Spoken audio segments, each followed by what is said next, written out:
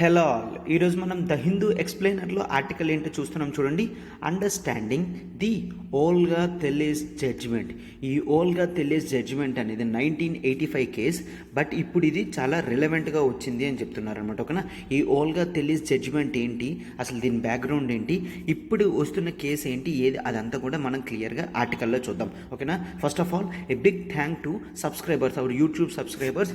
మీరు Suresh sir LTX క్లాసెస్కి subscribe చేసుకున్నందుకు చాలా ఏ బిగ్ థ్యాంక్ అనమాట. మనం రీసెంట్గా 50,000 మార్క్ అనేది క్రాస్ చేయడం జరిగింది. 50,000 మార్క్ అనేది జరిగింది. So under the visionary guidance of our director sir మనం ముందుకి వెళ్తున్నాం అనమాట. ఓకేనా, from the LTX classes a big thank to all the subscribers and this is a feel good moment. Okay fine, yes. So మనం class start చేద్దాం. చూడండి అమ్మా. Yes, welcome to LTX classes. ఈరోజు మనం text and context the Hindu ఎక్స్ప్లెయినర్లో the most important article politics సంబంధించి మనకు GS2లో ఇది చాలా యూజ్ అవుతుంది అనమాట. Understanding the Olga Tellis judgment. Okay, ఈ ఓల్గా తెలీస్ జడ్జిమెంట్ అనేది చాలా ఇంపార్టెంట్ అనమాట. ఓకేనా, ఆర్టికల్ డీల్ చేస్తుంది. This is Srinivas. Okay, question కూడా నేను ఆ విధంగానే ఫ్రేమ్ చేయడం అనేది జరిగింది. క్వశ్చన్ చూడమ్మా. The Olga Tellis judgment brought a new connection of article 19 and article 21 of Indian constitution అని సింపుల్గా ఇచ్చాను అండ్ అనలైజ్ అన్నాను. సో ఇది ఒక 10 మార్క్ ఆన్సర్ అండ్ మనం 150 వర్డ్లో దీన్ని రాయాలన్నమాట. ఓకే, ఇది ఒక 10 మార్క్ ఆన్సర్ 150 వర్డ్లో. మీకు ఓల్గా తెలీస్ జడ్జిమెంట్ గురించి పూర్తిగా అర్థమవుతుంది. లాస్ట్లో నేను అప్రోచ్ అనేది ఇస్తాను. తర్వాత మీరు ఒక A4 షీట్లో రాసి మీరు కామెంట్ బాక్స్లో అయినా కింద పెట్టచ్చు అనమాట. ఓకేనా, ఎస్. సో ఆర్టికల్ చూడండి అమ్మా జాగ్రత్తగా. అండ్ ఫస్ట్లీ మనం చెప్పాం కదమ్మా 50K సెలబ్రేషన్స్ అనేవి మనం చేస్తున్నాం. 50K సెలబ్రేషన్స్ అని చేస్తున్నాం.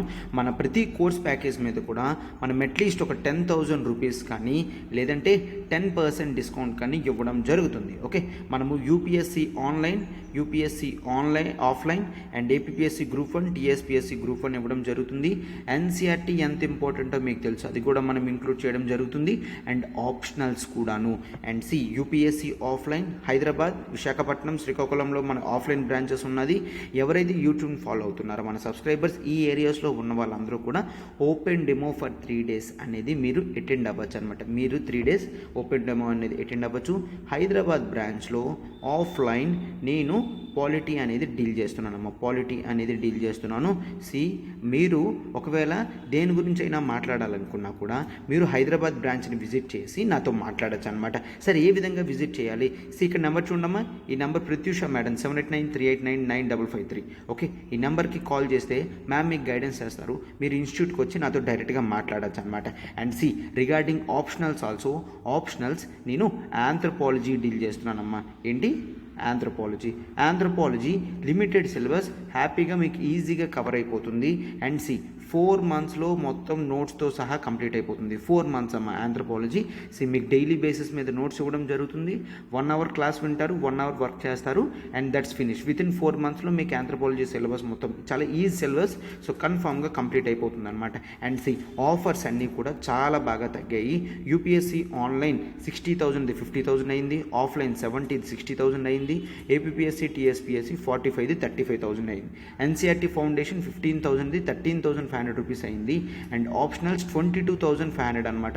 సో మన ప్రతి కోర్స్ ప్యాకేజ్ కూడా మార్కెట్లో దానికన్నా చాలా అఫోర్డబుల్ ప్రైసెస్తోనే మనం పెట్టడం అనేది జరిగింది అనమాట. అఫోర్డబుల్ ప్రైసెస్ పెట్టి మనం 100% క్వాలిటీ అనేది ఇస్తున్నాం. ఓకేనా, ఎస్. సో ఇప్పుడు మనం ఇంకా డిలే చేయకుండా మన ఆర్టికల్లోకి వెళ్దాం. చూడండమ్మా. Understanding the Olga Tellis judgment. First దీనికన్నా ముందు మీరు అసలు ఇప్పుడు ప్రజెంట్ కాంటెక్స్ట్ చూసిన తర్వాత నేను మళ్ళీ ఓల్గా తెలీస్ జడ్జిమెంట్ దగ్గరికి తీసుకెళ్తాను. జాగ్రత్తగా చూడండి అమ్మా. మనకి రీసెంట్గా జహంగీర్ పూరి దగ్గర మనకి ఎవిక్షన్ డ్రైవ్ అనేది అయ్యింది. సరే, ఎవిక్షన్ డ్రైవ్ అంటే ఏంటి? చాలామంది ఎంక్రోచర్స్ ఉంటారమ్మా. వాళ్ళు ఏంటి, పేవ్మెంట్ అంటే నడవడానికి రోడ్డుకి ఇరువైపులా, ఇది రోడ్డు అనుకోండి, ఇక్కడ ఇట్లాగా పేవ్మెంట్స్ అనేవి వేస్తారనమాట. ఈ పేవ్మెంట్స్కి ఇక్కడ చాలామంది ఏం చేస్తారు, వేరియస్ లైవ్లీహుడ్ షాప్స్ అనేవి పెట్టుకుంటారు, చిన్న చిన్న షాప్స్ లాంటివి పెట్టుకుంటారు అనమాట. బట్ ఈ పేవ్మెంట్స్ దేనికి, పెడెస్ట్రియన్స్కి, అంటే నడవడానికి ఉంచడం అయింది. ఇది పెడెస్ట్రియన్స్ అనమాట. ఓకేనా, పెడెస్ట్రియన్స్ నడవడానికి వీలైనట్టుగా దీన్ని ఉంచడం జరిగింది. బట్ చాలామంది ఈ పేవ్మెంట్స్ని ఏం చేస్తున్నారు, ఎంక్రోచ్మెంట్ చేస్తున్నారు. ఈ వర్డ్స్ అనేవి చాలా ఇంపార్టెంట్ అమ్మా, ఖచ్చితంగా మనం యూజ్ చేయాలి ఎగ్జామినేషన్లో. సో అందుకే స్ట్రెస్ చేస్తున్నాను. ఎంక్రోచ్మెంట్ అనేది చేయడం జరుగుతుంది. అంటే ఎంక్రోచ్మెంట్ అంటే ఆక్రమిస్తున్నారు అనేది. ఓకేనా సార్? ఎస్. అయితే ఇట్లా ఈ విధంగా ఆక్రమించచ్చా అంటే దట్ ఈజ్ ఇల్లీగల్ అనమాట. ఎందుకు, పెడెస్ట్రియన్స్ ఇది ఒక పబ్లిక్ స్పేస్ని ఎవరు కూడా కంట్రోల్డ్గా ఆక్యుపై చేయకూడదు. పబ్లిక్ స్పేసెస్ ఎప్పుడు కూడా ఫ్రీగా ఉండాలన్నమాట. అలా అయితేనే ఫ్రీడమ్ ఆఫ్ మూవ్మెంట్ అనేది ఆర్టికల్ 19 ప్రకారం మనకు ఉంటుంది. ఎస్, ఈ ఎంక్రోచ్మెంట్స్ అనేవి పర్మనెంట్ అయిపోతుంటే చాలా ఇబ్బంది అవుతుంది అనమాట. సో అందుకనే రీసెంట్గా జహాంగీర్పూర్లో ఏం చేశారు, ఇట్లా ఎంక్రోచ్మెంట్స్ షాప్స్ కానీ ఏవేవైతే ఉన్నాయో వాటన్నిటిని వితౌట్ ఆర్డర్స్ అవన్నీ కూడా బ్రేక్ చేయడం స్టార్ట్ చేశారనమాట. బ్రేక్ చేయడం స్టార్ట్ చేశారు, డెమోలిషన్ స్టార్ట్ చేశారు. వెంటనే వాళ్ళు సుప్రీంకోర్టు దగ్గరికి వెళ్ళి స్టే ఆర్డర్ అనేది తీసుకొని రావడం జరిగింది. ఎస్, ఇది ఇన్ జనరల్గా బ్యాక్గ్రౌండ్ కేసు అనమాట. సో అయితే ఇప్పుడు మనకి ఈ ఆస్పిరేషన్ ఎక్కడి నుంచి తీసుకున్నామంటే 1985, ఇట్ ఈస్ ఇన్ 1985 మనకి ఒక ఇంపార్టెంట్ కేసు అనేది జరిగింది. ఆ ఇంపార్టెంట్ కేసులో చాలా బ్యూటిఫుల్ జడ్జిమెంట్ అనేది రావడం జరిగింది. ఆ కేసు గురించి ఇప్పుడు మనం మాట్లాడుతున్నాం. That is nothing but Olga Tellis judgment. Okay, yes. ఇక్కడ సుప్రీంకోర్టు ఏంటి, సుప్రీంకోర్టు ఆర్టికల్ 19, 21, 32ని తీసుకొని రావడం జరిగింది. అండ్ మనం ఇక్కడ జనరల్గా ఏం చూడాలి అంటే the concept of social justice కూడా ఎక్స్ట్రా చూడాలి. ఈ పాయింట్ యాడ్ చేయలేదు, బట్ మనం యాడ్ చేసి దీన్ని సోషల్ జస్టిస్ కాన్సెప్ట్లో మనం చూస్తామన్నమాట. ఓకేనా? ఎస్. అయితే ఈ ఓల్గా తెలీస్ జడ్జిమెంట్ అనేది ఒకసారి క్లియర్గా ఇన్ డీటెయిల్డ్గా చూడండి అమ్మా. First of all case name ఏంటమ్మా, 1985లో రావడం జరిగింది. Olga Tellis versus Bombay municipal corporation. ఇది కేసు అన్నమాట, కార్పొరేషన్ అండ్ అదర్స్. సో అయితే ఏం జరిగింది, బాంబే మున్సిపల్ కార్పొరేషన్ వాళ్ళు యాక్చువల్లీ ఏం చేస్తున్నారు, ఎవిక్షన్ డ్రైవ్ చేస్తున్నారు. ఎక్కడెక్కడ, స్లమ్స్లో ఉన్న eviction drives and next pavement మీద ఉన్న ఎవిక్షన్ డ్రైవ్స్. ఎవిక్షన్ అంటే నథింగ్ బట్ అక్కడ ఆక్యుపై చేసుకున్న వాళ్ళని పూర్తిగా పంపించడాన్ని, ఆ కన్స్ట్రక్షన్స్ని డెమోలిష్ చేయడాన్ని ఎవిక్షన్ డ్రైవ్ అని అంటామన్నమాట. సో ఇది దేని విధంగా తీసుకొని రావడం జరిగింది అంటే ముంబైలో ఒక యాక్ట్ ఉంది. అది ఎప్పుడు చేసింది, 1888లో. ఏంటది, Bombay municipal corporation act. Bombay municipal corporation. Okay, Bombay municipal corporation act 1888. ఇక్కడ చాలా క్లియర్గా సెక్షన్ 312, సెక్షన్ 313, సెక్షన్ 314లో ఏం చెప్పడం జరిగింది అంటే ఒకవేళ ఎవరైనా స్లమ్స్లో కానీ పేవ్మెంట్స్ మీద, రోడ్డు పక్కన ఉన్న పేవ్మెంట్స్లో కానీ ఎవరైనా పర్మనెంట్గా ఎంక్రోచ్మెంట్ అనేది చేశారు అంటే without notice, are you getting, without notice, ఎటువంటి నోటీస్ కూడా ఇవ్వకన్నా మనము ఆ కన్స్ట్రక్షన్స్ని డిమోలిష్ చేయొచ్చు అని Bombay municipal corporation act of 1888లో క్లియర్గా చూడడం జరిగింది. Without notice. So without notice ఎప్పుడు ఇవ్వరు అంటే మనము ఏం చేస్తున్నాం, అక్కడ రీజనబుల్ ఆర్గ్యుమెంట్స్ అనేవి మనం చూడడం లేదు. Reasonable arguments. Okay, so this is some higher stage of learning. Reasonable argument అనేది అటు నుంచి మనం వినట్లేదు. వితౌట్ నోటీస్ అనేది చాలా ఆర్బిట్రరీ డెసిషన్ లాంటిది. Okay, arbitrary decision. Okay, yes. ఈ ఆర్బిట్రరీ డెసిషన్ అనేది ఒక నామ్ కింద అయిపోయింది అని సుప్రీంకోర్టు వాళ్ళు చెప్తున్నారనమాట. సో అర్థమైంది కదమ్మా. బాంబే మున్సిపల్ కార్పొరేషన్ యాక్ట్ 1888 తర్వాత, అదే 1888 తర్వాత సెక్షన్ 312, 313, 314 ప్రకారం ఎవరైనా స్లమ్స్లో కానీ పేమెంట్స్లో కానీ ఉంటే వితౌట్ నోటీస్ అనేది ఇవ్వకన్నా వాళ్ళు ఉన్న ఏరియాస్ అనేది మనం డెమాలిష్ చేయొచ్చు. ఓకే, అప్పుడు కొంతమంది స్లమ్స్ వాళ్ళు వీళ్ళందరూ కూడా స్లమ్లోని ఇటువంటి పేమెంట్లో ఉన్నారు కదా, వాళ్ళందరూ ఎక్కడికి వెళ్ళడం జరిగింది, సుప్రీంకోర్టు దగ్గరికి డైరెక్ట్గా వెళ్ళడం జరిగింది. సార్ ఇటువంటి కేసెస్లో డైరెక్ట్గా సుప్రీంకోర్టుకి వెళ్ళొచ్చా? ఎస్. వీళ్ళేంటి, ఆర్టికల్ 32 ఏంటమ్మా మనకి, కాన్స్టిట్యూషనల్ రెమెడీస్. వీళ్ళు ఏం కేసు పెట్టారు, ఆర్టికల్ 21 అనేది మాకు వైలేట్ అవుతుంది. సరే, అయితే ఆర్టికల్ 21 ఏంటి? ఆర్టికల్ 21 అంటే freedom of life and personal liberty. Freedom of life and personal liberty అంటున్నాం కదా. And any person shall not deprive of life without reasonable restrictions or మనం జనరల్గా ఏం చేస్తాం, other than procedure established by law అనేది చూస్తాం. Yes, ప్రతిదీ కూడా మనం డిస్కస్ చేస్తాము, కంగారు పడకండి అమ్మా. సో ఆర్టికల్ 21 ఏంటి? Freedom of life, freedom of life అన్నమాట. ఎస్, సో సుప్రీంకోర్టు జడ్జిమెంట్ అనేది తీసుకుంది. ఒకసారి చూడండి అమ్మా. నియర్లీ ఆ పీపుల్ వాళ్ళు మోర్ దెన్ 50% ఆఫ్ బొంబాయిలో ఉంటున్నారు. మోర్ దెన్ అంటే ఆ స్లమ్ ఏరియాస్లోని ఇట్లాంటి పేవ్మెంట్స్లోని మోర్ దెన్ 50% పీపుల్ అనేవాళ్ళు వెళ్ళారనమాట. సరే, ఈ నెంబర్ ఎందుకు చెప్తున్నారు? ఈ నెంబర్ ఎందుకు చెప్తున్నారో మీకు లాస్ట్లో అర్థమైంది. అండ్ అప్పుడు చీఫ్ జస్టిస్ ఎవరున్నారు? వైవి చంద్రచూడ్. ఓకే, ఇప్పుడు మనకి డివి చంద్రచూడ్ ఉన్నారు కదమ్మా, వాళ్ళ ఫాదర్ అనమాట వైవి చంద్రచూడ్. అప్పుడు అతను చీఫ్ జస్టిస్ ఆఫ్ ఇండియా. అతని బెంచే ఈ కేసుని ఇవ్వడం జరిగింది. రిట్ పిటిషన్ వేసి వాళ్ళు అక్కడికి వెళితే అప్పుడు క్లియర్గా ఏం చెప్తున్నారంటే కొన్ని క్వశ్చన్స్ అనేవి ఎస్టాబ్లిష్ అవ్వడం అనేది జరిగింది అనమాట. ఆ క్వశ్చన్స్ ఏంటి, అసలు దేనికి ఆ క్వశ్చన్స్ డిస్కస్ చేయాలి అంటే ఇట్స్ బీన్ చాలా ఇయర్స్ అవుతుంది, అయినప్పటికీ కూడా ఈ జడ్జిమెంట్ అనేది చాలా ఇంపార్టెంట్ కాబట్టి మనం క్లారిటీగా చాలా జనరల్గా చూస్తున్నాం అనమాట. ఇక్కడ చాలామంది ఎన్జిఓస్ కూడా ఏం చెప్తున్నారు ఆ కేసు ముందు, అక్కడికి వెళ్ళే ముందు అంటే ఇక్కడ చూడండి, any fundamental right to put up huts on pavement or public roads అనేది ఒక ఫండమెంటల్ రైట్స్ని వైలేట్ చేస్తుంది అని ఎన్జిఓస్ కూడా క్లియర్గా చెప్పడం జరిగింది అనమాట. ఓకేనా?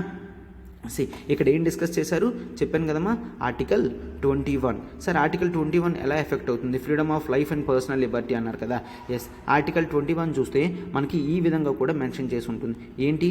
No person shall be deprived, no person shall be deprived of his life or personal liberty except according to procedure established by law, according to procedure established by law, procedure established by law. Sir, procedure established by లా అంటే ఏంటి అంటే, లా ఏ విధంగా చెబితే అదే విధంగా మనం follow అయితే దాన్ని ప్రొసీజర్ ఎస్టాబ్లిష్డ్ బై లా. ఒక లా అనేది ఒక ప్రొసీజర్ని ఎస్టాబ్లిష్ చేస్తుంది, దానికి అనుగుణంగా ఎగ్జిక్యూటివ్ వాళ్ళు డెసిషన్స్ అనేవి తీసుకుంటారు. అంటే ఇప్పుడు ఇందాక మనం చూసాం కదమ్మా, బాంబే మున్సిపల్ కార్పొరేషన్ యాక్ట్ 188లో ఏం చెప్పారు? వితౌట్ నోటీస్తో మనము డిమాలిష్ చేయొచ్చు. ఓకే, అయితే వితౌట్ నోటీస్తో నిజంగా చేసేస్తారా? Procedure established by Lalo executive వాళ్ళు అదే చూపిస్తారు. ఏంటి? యాక్ట్లో ఈ విధంగా చెప్పడం అనేది జరిగింది. వితౌట్ పర్మిషన్స్ ఏమైనా ఉంటే వాటిని వితౌట్ నోటీస్ కూడా మనము బ్రేక్ చేయొచ్చు అని చెప్పినట్టుగా. ఓకేనా? సో అయితే ఈ ప్రొసీజర్ ఎస్టాబ్లిష్డ్ బై లా అనేది మనకి ఆర్టికల్ 21లో ఉండడం జరిగింది. దీన్ని మనం ఎక్కడి నుంచి తీసుకున్నామమ్మా? దీన్ని మనం జపనీస్ కాన్స్టిట్యూషన్ నుంచి తీసుకోవడం జరిగింది. ఓకే, జపాన్లో కూడా లా ఏది చెప్తే ఆ విధంగా ఎగ్జిక్యూటివ్ అనేవాళ్ళు చేయాలి. But yes, after Indira Nehru Gandhi case తర్వాత మనం ఏం చూసాము? Procedure established by law plus reasonable fairness అనేది మనకి ఉండాలి. రీజనబుల్ ఫెయిర్నెస్ కేస్ డీటెయిల్స్ అప్పుడు రీజనబుల్ ఫెయిర్నెస్ అనేది మనం పక్కా ఉంచాలి అని చెప్తున్నారనమాట. ఓకేనా? ఎస్, సో ఈ విధంగా రీజనబుల్ ఫెయిర్నెస్ ఉంటేనే కేస్ అనేది చెల్లుతుంది అని క్లియర్గా చెప్పడం కూడా జరిగింది. ఆర్టికల్ 21 చూసాం కదమ్మా. సో ఇక్కడ ఏంటి అంటే, sir why are you bringing deprived of his life? ఇక్కడ డిప్రైవ్డ్ ఆఫ్ హిజ్ లైఫ్ అని ఎందుకు తీసుకొచ్చారు అంటే, సుప్రీంకోర్టు క్లియర్గా చెప్పింది, అక్కడ పీపుల్ షాప్ పెట్టుకుంటున్నారు అంటే అది వాళ్ళ లైవ్లీహుడ్ ఎఫెక్ట్ అయితే డైరెక్ట్గా లైఫ్కే ఎఫెక్ట్ అవుతుంది. సో మీరు లైవ్లీహుడ్ని procedure established by law with arbitrary decision అనేది తీసుకుంటే వాళ్ళ లైవ్లీహుడ్ అనేది ఎఫెక్ట్ అవుతుంది. వాళ్ళ లైవ్లీహుడ్ ఎఫెక్ట్ అయిందంటే వాళ్ళ లైఫ్ అనేది ఎఫెక్ట్ అవుతుంది. వాళ్ళ లైఫ్ అనేది ఎఫెక్ట్ అవుతుంది అంటే ఆర్టికల్ 21 ఎఫెక్ట్ అవుతుంది. ఆర్టికల్ 21 ఎఫెక్ట్ అయిందంటే అలా ఆర్టికల్ 32 ప్రకారం కోర్టుకి రావచ్చు. ఇదే విధంగా వాళ్ళు వచ్చారు అని క్లియర్గా చెప్పడం జరుగుతుంది అనమాట. అండ్ ఇక్కడ వీళ్ళు గవర్నమెంట్ గవర్నమెంట్ నుంచి మాట్లాడిన వాళ్ళు ఏం చెప్పారంటే ఈ డ్వెల్లర్స్ వీళ్ళందరూ కూడా లైక్ ట్రెస్ పాసర్స్ అంటే రోడ్డు మీద ఇటు నడిచే వాళ్ళని ట్రెస్ పాసర్స్ అని అంటాం అనమాట. గవర్నమెంట్ ఏ విధంగా డిఫెన్స్ చేసుకుందో ఒక్కసారి చూడండి అమ్మా. గవర్నమెంట్ ఏ విధంగా డిఫెన్స్ చేసింది అంటే ఈ డ్వెల్లర్స్ అనేది ఈ పేవ్మెంట్స్ అనేది పీపుల్ నడవడానికి తప్ప ఇటువంటి పర్మనెంట్ ఎన్క్రోచ్మెంట్ గురించి కాదు. సో సుప్రీంకోర్టు మీరు వెంటనే ఎస్టాప్డ్ ఇవ్వండి అని చెప్తున్నారనమాట. ఎస్టాప్డ్ అంటే ఇది ఎక్కడి నుంచి వచ్చింది? ఎస్టాపెల్ నుంచి వచ్చింది. ఎస్టాపెల్ ఈ వర్డ్ చాలా ఇంపార్టెంట్ అమ్మా. ఎస్టాపెల్ అనేది ఒక జుడిషియల్ డివైజ్ అన్నమాట. దీంట్లో ఏంటి అంటే ఎవరైనా ఏదైనా అసర్షన్స్ ఏమైనా చేస్తున్నారంటే కోర్టు వాళ్ళని ప్రివెంట్ చేస్తుంది. అంటే ఇక్కడ ఎవరైతే ఎంక్రోచ్మెంట్స్ ఉన్నాయో ఆ ఎంక్రోచ్మెంట్స్ని సుప్రీంకోర్టే ముందు ఆపమంటుంది అనమాట. ఈ ఎంక్రోచ్మెంట్స్ అన్నీ కూడా ఆపండి, ఒకవేళ మీరు ఎంక్రోచ్మెంట్ ఆపలేదు అంటే ఎగ్జిక్యూటివ్ వాళ్ళు వాళ్ళ పని వాళ్ళు చేస్తారు అని చెప్పడం అనమాట. అయితే ఇక్కడ సుప్రీంకోర్టు ఏం చెప్పిందో తెలుసా? లైవ్లీహుడ్ అనేది ఫండమెంటల్ రైట్. సో ఫండమెంటల్ రైట్స్కి ఎప్పటికీ కూడా ఎస్టాప్డ్ అనేది జుడిషియరీ ఇవ్వకూడదు. సో ఫండమెంటల్ రైట్స్ని వైలేట్ చేస్తూ నేను ఎస్టాపెల్ని ఇవ్వను అని చెప్తున్నారనమాట. And it is a right of way అని కూడా చెప్తున్నారు. ఇక్కడ గవర్నమెంట్ ఏం చెప్తుంది? ప్రజలు నడుస్తున్నారు, మీరు ఎస్టాపెల్ ఇవ్వండి అంటే నో, ఇది ఫండమెంటల్ రైట్స్కి విరుద్ధంగా వెళ్తుంది కాబట్టి నేను ఎస్టాపెల్ అని ఇవ్వను అని చెప్తున్నారనమాట. అయితే సుప్రీంకోర్టు రూలింగ్స్ ఏం చెప్పింది అంటే no estoppel will be provided against the constitution అని చెప్పింది. ఓకే, ఎస్, ఆర్గ్యుమెంట్లో రైట్ టు లైఫ్ అనేది లైవ్లీహుడ్ అనేది రైట్ టు లైవ్లీహుడ్ అనేది ఇంటిగ్రల్ పార్ట్. దేనికి ఆల్రెడీ మనం డిస్కస్ చేసాం. దేనికమ్మా? Integral part. It is an integral part of right to life అన్నమాట. రైట్ టు లైఫ్లో ఇది ఒక integral part. Okay, yes. So అనవసరంగా ఈ రైట్ టు లైఫ్ని ఇబ్బంది పెట్టద్దు. పీపుల్కి ఒక జస్ట్ అండ్ ఫెయిర్ ప్రొసీజర్ అనేది ఇవ్వాలి. ఏం చెప్తున్నారు? Just and fair procedure. దేని గురించి? ప్రొసీజర్ ఎస్టాబ్లిష్డ్ బై లాలో మనం చూస్తున్నాం కదమ్మా. There should be just and fair procedure అని చెప్తున్నారనమాట. అండ్ సెకండ్ క్వశ్చన్ ఏంటి అంటే ఆర్బిట్రరీ డెసిషన్గా 188లో మనం ఏం చూసామో వితౌట్ నోటీస్ ఉంది కదా, ఆ వితౌట్ నోటీస్ అనేది మనము ఎక్సెప్షన్ క్లాజ్లో చేయాలి తప్ప ఇన్ జనరల్గా ఎప్పుడూ చేయకూడదు. అది చాలా దారుణంగా ఉంది. సో దాన్ని క్యాన్సిల్ చేస్తున్నాము అని కూడా సుప్రీంకోర్టు చెప్తుంది. ఎందుకంటే ఈ పీపుల్ ఇక్కడ ఉన్నారు అంటే వాళ్ళ డిగ్నిటీకి మళ్ళీ మీరు ఎవిక్షన్ చేస్తే వాళ్ళ డిగ్నిటీకి లాస్ అవుతుంది. మీరు కావాలంటే ప్రయర్గా ఎంక్రోచ్మెంట్స్ లేకుండా డెసిషన్స్ అనేవి తీసుకోగలరు తప్ప ఒకసారి పర్మనెంట్గా వాళ్ళు అక్కడ వచ్చిన తర్వాత వాళ్ళని వితౌట్ ఆల్టర్నేటివ్ మెషర్స్ అనేవి చూపించకన్నా వాళ్ళని తీసుకెళ్ళకూడదు. అలా అయితే వాళ్ళ డిగ్నిటీకి ఇబ్బంది అవుతుంది అని చెప్తున్నారనమాట. అండ్ నెక్స్ట్ చూడమ్మా, కోర్టు లాస్ట్లో ఏం చెప్తుంది? మీరు డ్వెల్లర్స్ని ట్రెస్ పాసర్స్తో పోల్చారు, ట్రెస్ పాసర్స్తో ఎందుకు అలా పోలుస్తారు అని చెప్పేసి సుప్రీంకోర్టు సీరియస్ అయిందనమాట. ఏంటి, ఈ పీపుల్ అందరూ కూడా ఇటువంటి ఫిల్దీ ఒక డర్టీ ఏరియాలోకి వచ్చి అయినప్పటికీ ఉంటున్నారు అంటే వాళ్ళ హెల్ప్లెస్నెస్ సిచ్యువేషన్ అనేది మనం అర్థం చేసుకోవాలి. సో అందుకనే నేను సోషల్ జస్టిస్ అనే కాన్సెప్ట్ని ఇక్కడ తీసుకురావడం జరుగుతుంది. సోషల్ జస్టిస్ అంటే ఏంటి అంటే ప్రజలు వాళ్ళకి నచ్చినట్టుగా వాళ్ళు ఉండలేకపోతున్నారు. సొసైటీలో డిస్క్రిమినేషన్ జరుగుతుంది. ఎందుకు?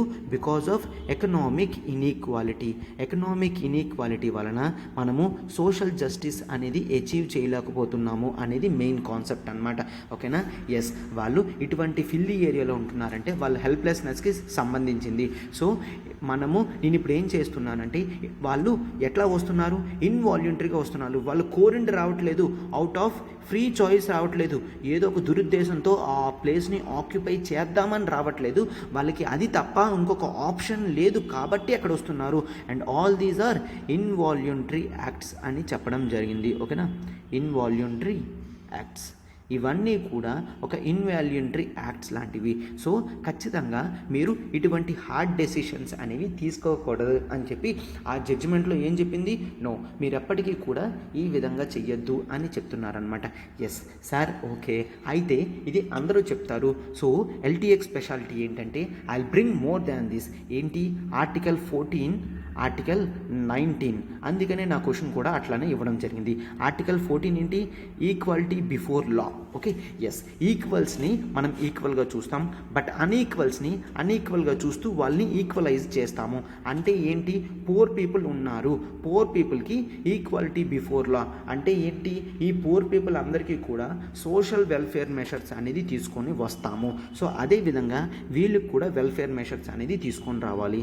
అండ్ ఆర్టికల్ 19 ఏంటి అంటే, ఆర్టికల్ 19 ప్రకారం 19 క్లాజ్ ఈ ప్రకారం మనం రెసిడెన్స్ అనేది చూస్తాం, ఫ్రీడమ్ ఆఫ్ రెసిడెన్స్ అనేది చూస్తాం. ఫ్రీడమ్ ఆఫ్ రెసిడెన్స్ అనేది పీపుల్కి ఇవ్వాలి. సో ఆర్టికల్ 19, ఆర్టికల్ 21, 14 ఇవన్నీ కూడా మనము ఎట్లా చూస్తాము, హ్యాండ్ ఇన్ హ్యాండ్ వెళ్తున్నాయి అన్నట్టు చూస్తాం అనమాట. ఈ ప్రిన్సిపల్ మీరు ఖచ్చితంగా పెట్టాల్సిందే. సో కోర్ట్ ఏంటి, వెల్ఫేర్ స్టేట్ కాన్సెప్ట్ని తీసుకొచ్చి డైరెక్టివ్ ప్రిన్సిపల్స్ ఆఫ్ స్టేట్ పాలసీని ప్రయర్గా పెట్టడం అనేది జరిగింది. Directive principles of state policy పెడుతూ సుప్రీంకోర్టు ఏంటి, ఫండమెంటల్ రైట్స్కి హయ్యర్ ఇంపార్టెన్స్ అనేది ఇవ్వడం జరిగింది ఆర్టికల్ 21. ఓకే, అయితే నేను మరొక కాన్సెప్ట్ కూడా తీసుకొస్తాను, అది ద మోస్ట్ బ్యూటిఫుల్గా ఉంటుంది. ఒక్కసారి చూడండి అమ్మా. ఎవరైనా కూడా ఈ టాపిక్ని ఇలా ఎక్స్ప్లెయిన్ చేస్తారు, బట్ నేను ఒక ఇంచ్ ముందుకు తీసుకువెళ్ళి ఎట్లా తీసుకొస్తున్నాను, డీప్ డైవ్ తీసుకొస్తాను. చూడండి అమ్మా, అక్కడ మనకి వైవి చంద్రచూడ్ గారు ఉన్నారు కదమ్మా, అతను ఎటువంటి కాన్సెప్ట్ ఈ జడ్జిమెంట్ ఇవ్వడం జరిగింది అంటే, he relied on the philosophy of hedonist utilitarianism అంటే ఏంటి, ఆ జడ్జ్మెంట్ బ్యాక్ ఉన్న ఫిలాసఫీ ఏంటి అంటే, అతను ఏం చెప్తున్నారు, యూటిలిటేరియనిజం అనేది మనకి జర్మీ బెంథామ్ అనే వ్యక్తి ఇవ్వడం జరిగింది. ఇతను ఒక బ్రిటన్కి చెందిన వ్యక్తి అనమాట, జర్మీ బెంథామ్. ఇతను ఏంటి, యూటిలిటేరియనిజం కాన్సెప్ట్ తీసుకొచ్చారు. యూటిలిటేరియనిజం కాన్సెప్ట్ ఏంటి అంటే, greatest good to greatest number of people, greatest good to greatest number of people. So దీంట్లో మనం ఏం చూస్తాము అంటే, ఎక్కువ మందికి హెల్ప్ అయినట్టు చేస్తే ఆ డెసిషన్ అనేది పర్వాలేదు అని చెప్తున్నారు అనమాట. హెడోనిస్టిక్ రిలేషన్షిప్ బిట్వీన్ యూటిలిటేరియనిజం అనేది చూస్తున్నాం. ఎందుకు అంటే, నేను ఆల్రెడీ చెప్పాను, ఈ స్లమ్స్లో ఉన్న పీపుల్ అండ్ ఎంక్రోచ్మెంట్స్ మీద ఉన్న పీపుల్ మోర్ దెన్ 50% ఉన్నారు. సో 50% పీపుల్కి బెనిఫిట్ అవుతుంది కాబట్టి నేను ఖచ్చితంగా ఆ 188 act, Mumbai municipal corporation act sections ఏవైతే ఉన్నాయో దాన్ని నేను నల్లిఫై చేస్తాను. అదర్వైజ్ 50% ఆఫ్ ది పీపుల్ అనేవాళ్ళు ఎఫెక్ట్ అవుతున్నారు. అంతేనా, greatest good to the greatest number of people అనే ఫిలాసఫీ సెట్ అయింది కదమ్మా. అందుకనే చంద్రచూడ్ గారు తన జడ్జిమెంట్లో క్లియర్గా హెడోనిస్టిక్ ఫిలాసఫీ ఆఫ్ యూటిలిటేరియనిజం అనే కాన్సెప్ట్ ప్రకారం నేను నా డెసిషన్ని చెప్తున్నాను అని చెప్పేసి అతను క్లియర్గా చెప్పడం అనేది జరిగింది. అర్థమవుతుంది కదమ్మా. మనము జడ్జిమెంట్స్ అనేవి జడ్జెస్ ఇస్తున్నారంటే వాళ్ళు కొన్ని ఫిలాసఫీస్ మీద ఆధారపడి ఉంటారనమాట. అవి అప్పుడప్పుడు బయట పెడతారు, మనం కేసు అంతా చదివితే క్లియర్గా మనకి అర్థమవుతుంది అనమాట. సో ఇదే అమ్మ article. I hope that you understood in a comprehensive way. Okay, ఒక బిగినర్ నుంచి ఒక ప్రొఫెషన్ ఆన్సర్ రాసినంత వరకు కూడా మీరు టోటల్గా మొత్తం ప్రొవైడ్ చేయడం అనేది జరిగింది. ఇది మీరు ఎట్లాగా నీట్గా మీరు ఒక వైట్ పేజ్ తీసుకుని ఇవన్నీ కూడా రాసుకుంటే బాగుంటుంది అనమాట. ఓకేనా సార్, మీరు పాలిటీ ఆర్టికల్ బాగా డీల్ చేశారు, మాకు పాలిటీ కావాలనుకుంటే మన ఇన్స్టిట్యూట్లో ఓన్లీ పాలిటీ కూడా ఇవ్వడం జరుగుతుంది. నా రికార్డెడ్ క్లాసెస్ అన్నీ కూడా కేవలం 5,000 రూపీస్కి ఇవ్వడం జరుగుతుందమ్మా. మనకు సెలబ్రేషన్స్ ఉన్నాయి కాబట్టి వీటి మీద డిస్కౌంట్స్ కూడా ఉంటాయి. మీరు ఒకటి ఏం కాల్ చేయాలి, 7893899553 ఈ నెంబర్ ప్రత్యూష మేడంది. కాల్ చేసి మీరు ఎంక్వైరీ అనేది చేయొచ్చు. Wow, wonderful. ఒక్కసారి చూడమ్మా, మనం క్వశ్చన్కి వెళ్దాం. కానీ మనం 50,000 సెలబ్రేషన్స్ అనేది చేస్తున్నాం. అండ్ కొత్త బ్యాచెస్ అనేవి యూపీఎస్సీ ఆఫ్లైన్ హైదరాబాద్, విశాఖపట్నం, శ్రీకాకుళంలో మనం స్టార్ట్ చేయడం జరుగుతుంది కొత్త బ్యాచెస్. మీకు ఏ డౌట్ ఉన్నా కూడా ఈ నెంబర్కి ఎంక్వైరీ చేయండి. ఫీజ్ 70,000 ఉండేది కాస్త 50K సెలబ్రేషన్స్ వల్ల 60,000కి రావడం జరిగింది. అంటే 10,000 ఆఫర్ ఎప్పటిదాకా 30th ఏప్రిల్ వరకు మాత్రమే. అంటే still we have left with 5 days మాత్రమే ఉందమ్మా. 5 డేస్ మాత్రమే ఉంది. సో వెంటనే మ్యామ్కి కాల్ చేయండి. ఓకేనా, ఎస్.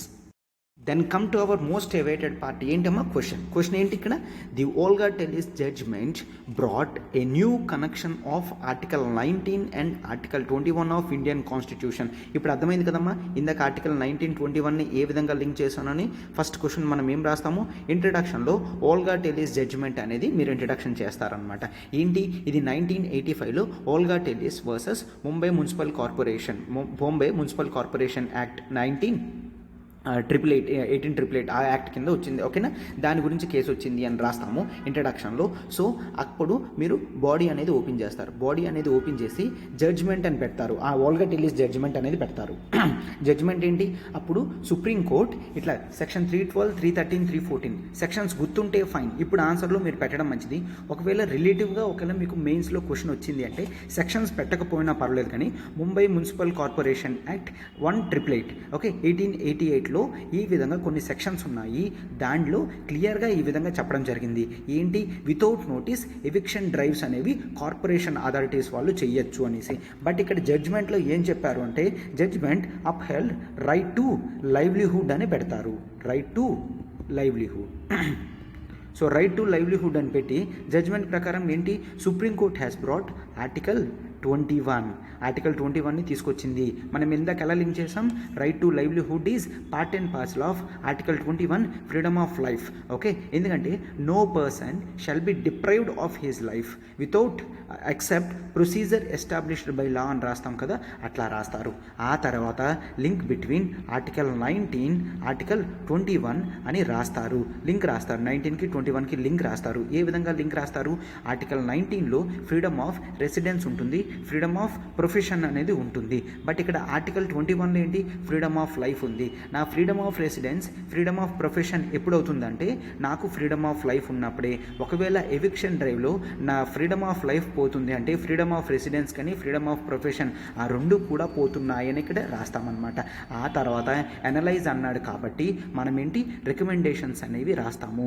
రికమెండేషన్స్ అనేవి ఏం రాస్తామంటే, మనకి జనరల్గా ఎగ్జిక్యూటివ్స్ వాళ్ళు ప్రొసీజర్ ఎస్టాబ్లిష్డ్ బై లా నుంచి ఫెయిర్నెస్ అండ్ రీజనబుల్నెస్ అనేది యాడ్ చేయాలి. ఓకేనా, ఫెయిర్నెస్ అండ్ రీజనబుల్నెస్ని యాడ్ చేస్తే మంచి డెసిషన్ అనేది వస్తుంది. అండ్ ఆ తర్వాత మరొకటి ఏంటి అంటే, గవర్నమెంట్ ముందుగానే మెషర్స్ తీసుకోవాలి తప్ప ఆల్రెడీ వచ్చిన వాళ్ళ తర్వాత కాదు. ఓకేనా, ఎర్లీ మెషర్స్ అనేవి ఉండాలి. ఎర్లీ మెషర్స్ అంటే ప్రాబ్లమ్ స్టార్ట్ అవ్వకముందే క్లియర్ చేసామంటే ఇష్యూస్ ఉండవు, సుప్రీంకోర్టు కూడా అడ్డు రాదనమాట. అండ్ నెక్స్ట్ తర్వాత ఏంటంటే, ఆల్టర్నేటివ్ లైవ్లీహుడ్ అనేది చూపించే బాధ్యత గవర్నమెంట్ మీద ఉంటుంది ఎప్పటికీ కూడా అని చెప్తారు. అండ్ నెక్స్ట్ వెల్ఫేర్ స్టేట్ అనేది ప్రైమ్ ఇంపార్టెన్స్ కింద తీసుకోవాలి. డిపిఎస్పీస్ని కూడా ఫండమెంటల్ రైట్స్తో సమానంగా ఈక్వల్గా చూడాలి. ఇవన్నీ రికమెండేషన్స్ రాస్తారు. అండ్ లాస్ట్లో కన్క్లూషన్ అనేది రాస్తారు. కన్క్లూషన్లో ఏం రాస్తారంటే బ్యూటిఫుల్గా రాయండి. వైవి చంద్రచూడ్ గారు 1985 కేసులో హెడోనిస్టిక్ యూటిలిటేరియనిజం అనేది పెట్టడం జరిగింది. దీంతో greatest good to the greatest number of పీపుల్తో అతను జడ్జిమెంట్ అనేది పెట్టడం జరిగింది. And they upheld the concept of welfare state and freedom of life and liberty అని చెప్పేసి మీరు బ్యూటిఫుల్గా కన్క్లూషన్ అనేది రాస్తే ఆన్సర్ అనేది చాలా నీట్గా ఉంటుందన్నమాట. సో మనం చూసారు కదమ్మా, జడ్జిమెంట్ అంతటినీ కూడా నీట్గా ఎక్స్ప్లెనేషన్ అనేది చేయడం జరిగింది. ప్రతి ఆర్టికల్ వెనకతను కూడా మా హార్డ్ వర్క్ అనేది ఉంటుంది. దాన్ని మీరు అప్రిషియేట్ చేస్తారని మేము అనుకుంటున్నాం అనమాట. ఎస్, సో మీరు లైక్ బటన్ని హిట్ చేయండి, ఫిల్ ఆస్పిరెంట్స్కి షేర్ చేయండి. సార్ మీరు క్వశ్చన్ ఇవ్వడం మర్చిపోయారు. Yes, very good. సో నేను క్వశ్చన్ అనేది ఇవ్వడం మర్చిపోలేదు. ఇప్పుడు మీరు జనరల్గా ఏం చేస్తారంటే, ఈ ఓల్గా టెల్లిస్ జడ్జ్మెంట్ అనేది చూసాం కదా, మీరు కూడా try to establish the link between article 14 and article 19. Okay, question ఏంటి అంటే ఆర్టికల్ 14కి ఆర్టికల్ 19కి లింక్ ఏంటో కనీసం 1-2 పాయింట్స్ అయినా ఎస్టాబ్లిష్ చేయండి. ఫస్ట్ మీరు ఆర్టికల్ 14 అంటే ఏంటో రాయండి, ఆర్టికల్ 19 ఏంటో రాయండి, 14కి 19కి ఉన్న లింక్ ఏదో ఒకటి మీరు ఎస్టాబ్లిష్ చేసుకొని రాస్తే మీ క్రియేటివ్ థింకింగ్ స్కిల్స్ అనేవి మీకు ఎగ్జామినేషన్లో యూజ్ అవుతాయి అన్నమాట. ఓకేనా, ఎస్, హోప్ ఎస్ అందరూ కూడా కామెంట్ చేస్తున్నారు, ఆన్సర్ అనేది చూస్తాను. అండ్ నెక్స్ట్ మీ కామెంట్స్ అనేవి మాకు రిజర్వేషన్ ఇస్తుంది అనమాట, ఆర్టికల్స్ ఏ విధంగా జరుగుతుంది అనేది. Okay, yes, thank you.